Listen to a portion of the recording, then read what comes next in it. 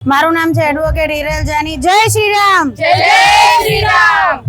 તમે આજે જોઈ રહ્યા છો મારી પાછળ નારી શક્તિનું સ્વરૂપ। અમે અત્યારે નાણાવટી ચોક આયોજિત રામનવમી શોભાયાત્રામાં બધા જ બહેનો દુર્ગાબાઈની માતૃશક્તિના સાથે મળીને નારી શક્તિનું શૌર્ય સ્વરૂપ અત્યારે પ્રદર્શિત કર્યું છે। અમારું અત્યારે લાઈવ નવદુર્ગા બહેનોનું આખો ફ્લોટ તૈયાર કરવામાં આવ્યો છે, જે રાજકોટની ચોકે ચોક, જે જાહેર ચોક, રૈયા ચોકડી, કિસાનપરા ચોક, જિલ્લા પંચાયત ચોક, યાજ્ઞિક રોડ, માલવિયા ચોક, ત્યાંથી બધેથી પસાર થવાની છે। આ શોભાયાત્રાને વધાવવા માટે રાજકોટની નામાંકિત સંસ્થાઓ અત્યારે પૂરજોશમાં પોતાની મહેનત અને પોતાની લાગણી ભાવ સાથે બહુ જ આતુરતાથી રાહ જોઈ રહ્યા છે। અને આ દિવસ આજે અયોધ્યા નગરીમાં રામલલ્લાની પૂર્ણ પ્રસ્થાપિત થયેલી મૂર્તિ પછી આપણી રાજકોટની નગરીમાં પ્રથમ રામનવમી આવેલી છે।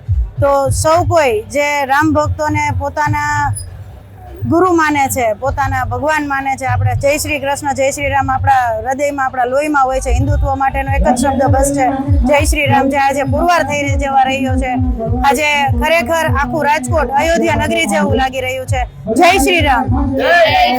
નીતેશભાઈ કથિરિયા, વિશ્વ હિન્દુ પરિષદ રાધેશ્યામ ગૌશાળા આયોજિત આ ભવ્યથી ભવ્ય રામોત્સવમાં આજે રાજકોટ શહેરના નાણાવટી ચોક ખાતે એક ધર્મસભાનું આયોજન કરવામાં આવેલ છે।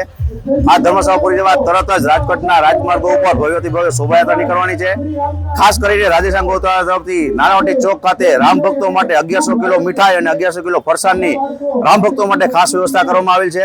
શોભાયાત્રાના મુખ્ય આકર્ષણોમાં જ્યારે અયોધ્યામાં રામ મંદિર બની ચૂક્યું છે ત્યારે લોકો પણ અયોધ્યાની મૂર્તિના દર્શન થાય અને લોકો અયોધ્યામાં બને તે માટે ખાસ રામલલ્લાની અયોધ્યામાં બિરાજમાન મૂર્તિ મુખ્ય રથમાં રાખવામાં આવેલ છે। સાથે સાથે દુર્ગાબાઈના બહેનો દ્વારા ફરસી રાસ અને નવ દુર્ગાનો ફ્લોટ અને અન્ય જીવંત પાત્રો સાથેના 30 થી પણ વધુ ફ્લોટ સાથે આ શોભાયાત્રા રાજમાર્ગો ઉપર નીકળવાની છે।